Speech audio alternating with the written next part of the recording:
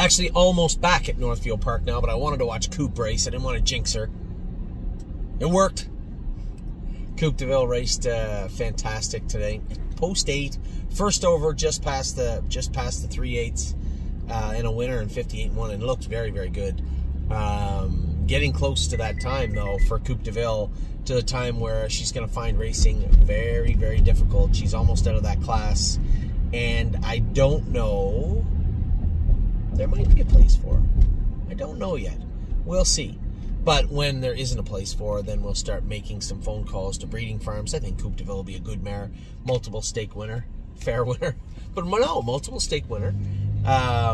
You know, took a mark of 56 on a half-mile track. Certainly nothing to sneeze at, so to speak. So, certainly nothing to sneeze at, so to speak. So I certainly don't have any issues with Coupe in any way, shape, or form. And I think she deserves to go to the breeding shed when she is done. When she's done racing, she's having quite the time of it the last little while, and very fortunate, feeling very lucky that we ended up keeping her. I know a lot of feedback from a lot of people that own Coupe, that are my partners on Coupe, about the sale, potential sale or no sale of her way back when, maybe a month and a half ago, and it's worked out very, very well. Unanswered prayers, as they say. So, well, I guess Garth Brooks said that. I don't know if everybody says it. A good day. So we'll start the day with, it didn't start off well. Brace for landing. I went there thinking, I don't really want to blast him out of the car again. I don't want him getting hot. But I guess we're going to have to, if I have to call an audible at the gate, I will. And everything went well. Went up to the gate. He actually fell off the gate, which was a little weird. Kind of fell off the gate a little bit. I got away with 6th, I think. But it was working it well. The way we were tracking, it was working it well. I didn't want to get underway too early. I went to go to the outside, and the horse in front of me came out. I went to go back in, and he came back in. But as he came back in, simultaneously, Mike Wilder wheeled out from behind me. Now I'm pinned. Not where I want to be. Mike Wilder makes a break, and I go to move over, and Brace gets out of gear. Caught himself once or twice. I'm like, oh, good catch. And then he rolled off. It's kind of weird, because he didn't feel bad. He felt really quiet and comfortable in the post break. Certainly no lameness issues that I could detect, but when we pulled up, his stifles were shaking a bit. I said to Tim, geez, I don't know, maybe we got a Baycock salmon, blister stifles. I'm not really sure what just took place. You know, I was planning on going easy on him, and I don't think that was it. He's usually a competitor. Like, usually when you move him over, he wants to trot forward. He just didn't. So Tim's like, maybe we'll scope him, whatever. And it didn't take very long to figure out what happened. The very next trot race that went on the race was an 8 or a 9 horse field and half the field run. The next race, 2 pacers made a break, I believe. The race after that, another trotter or 2 or 3 made a break. The track was really deep. I found it very deep, but you know, I'm the guy that says, well, we all got a race on it. Yes, but when you have a lot of weight on your trotter and flip-flops, not always that easy. So I'm almost positive. I know how Brace felt in the post-break. He felt very quiet. Usually when he's quiet, he's on his game. When he's hot and rangy, you might have trouble with him. He was good tonight. He just couldn't function through that deep track. Now the next horse was obviously Stay Close, for a totally different situation. I'd been watching the races off and on all afternoon. The front end was holding up pretty good, and you knew that Stay Close was going to get out of there pretty good.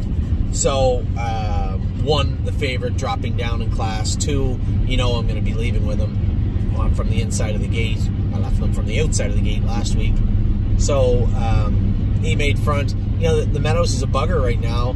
The judges, they've literally changed the way racing is right now, because if you go out of there, they'll fine you for a slow half. If you go 26-3 and 56-2, fine. Doesn't matter. Maiden trot, open pace, don't care. And it's really, it's hard. So I make front quickly and then kind of walk them through the turn 28 flat. The way the judge tried to explain was, he said 3 seconds from the first quarter to the second quarter. So 28 the first quarter, you can go the second quarter in 31. We'll do the math.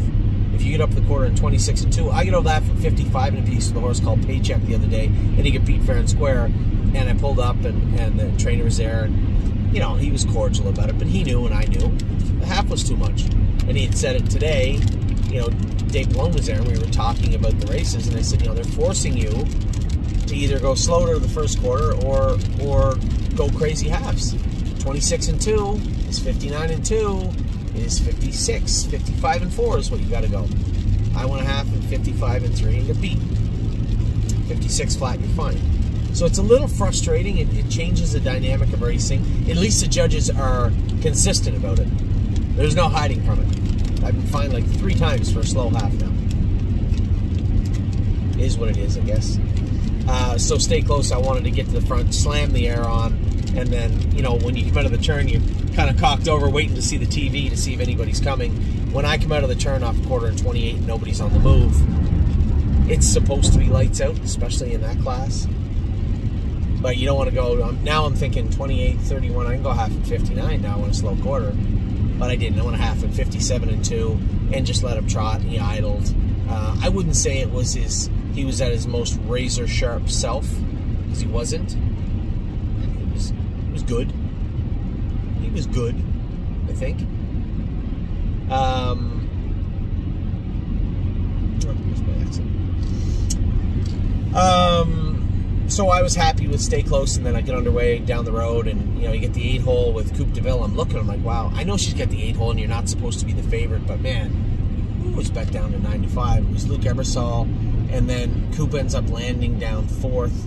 He gets her underway again at the 3/8. I'm like, Jesus, he's gonna race her. I like it. He comes to the outside, and Coupe headed her down the backstretch, and she's so tough. She's just in the right class. You're not going to race her in the open and say, oh, she's just going to roll. But when you put her in with horses that are her caliber and wheel up alongside them, she wants to fight. She's always looking for a fight. That's what I like about her.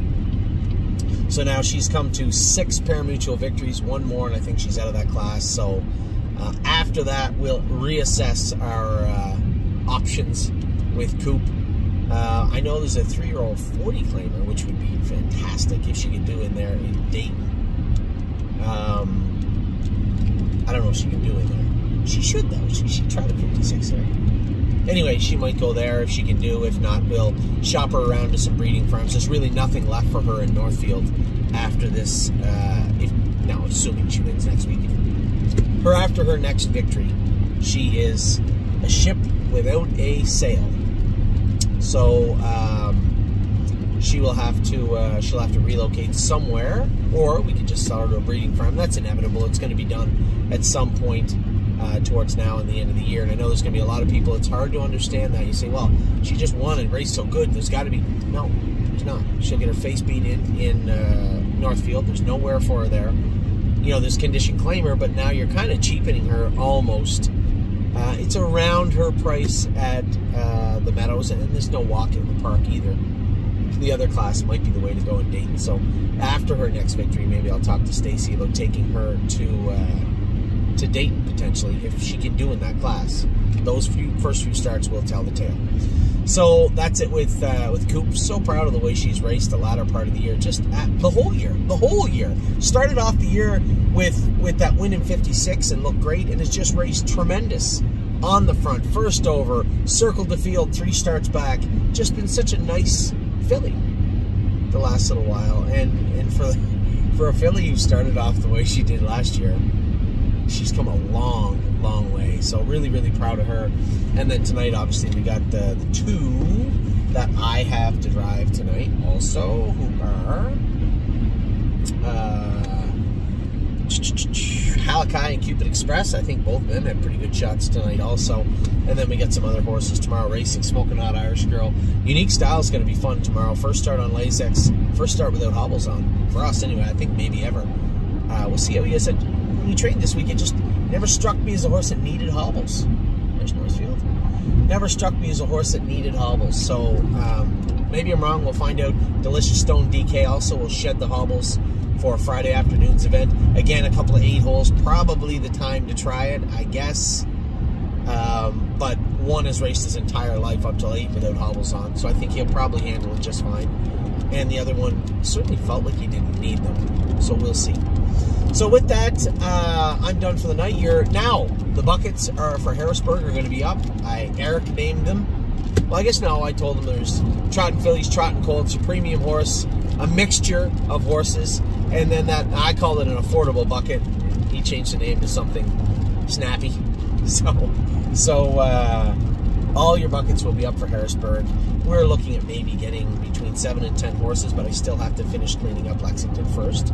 So, for everybody that has sent their money in, thank you very much. I appreciate it. For everybody else that has chipped in, thank you also very much. Last sale of the entire year coming up very, very soon. Well, last major sale. And lots of racing this week in between. Really, really happy with the way today's turned out. It was a beautiful, another absolutely beautiful morning. Beautiful morning here in Ohio, and the babies went with today. They were all very, very good. The horses raced pretty good. The only concerns, I jumped over Atlas Hanover. I apologize.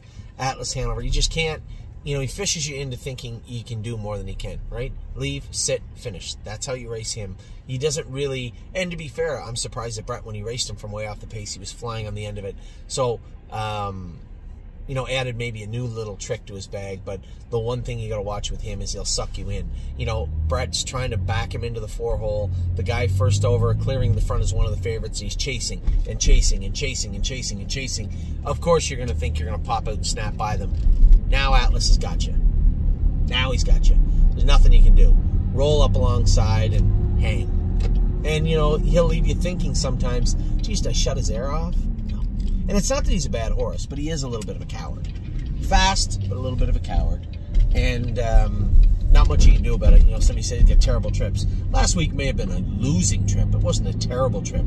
Pinned in, get out late, just beat for second. That's more his repertoire. But the whole, leave, try and back him into a hole, and then come to the lead. Even if he had cleared there, I guarantee you they would have absolutely run him over in the last quarter.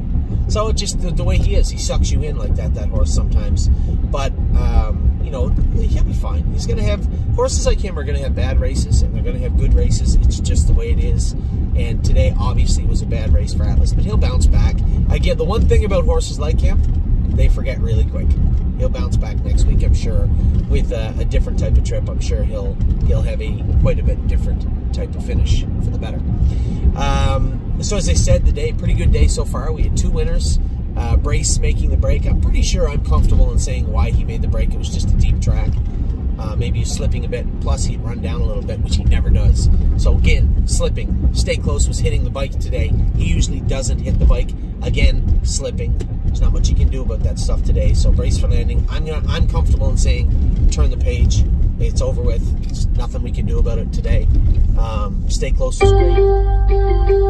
Relax. Stay Close was great. Atlas Hanover, just unfortunate situation. And then we got our 2 horses tonight, our 2 girls tonight, Halakai and Cupid Express. Good luck tonight with the last 2. They seem like they're in good form coming in. I know Cupid Express hasn't raced the greatest her last 2 or 3, but she trained well this week, and I think she'll be good tonight. Halakai has been razor sharp. Great inside trip for her last week. She won't be towards the back of the field today from the rail, but I will have to watch her off the rail also. No slam dunks there. So, with that, I'll let you go. I will talk to you all very, very soon. I hope you have a wonderful night and a great day tomorrow. We will talk soon. Take care.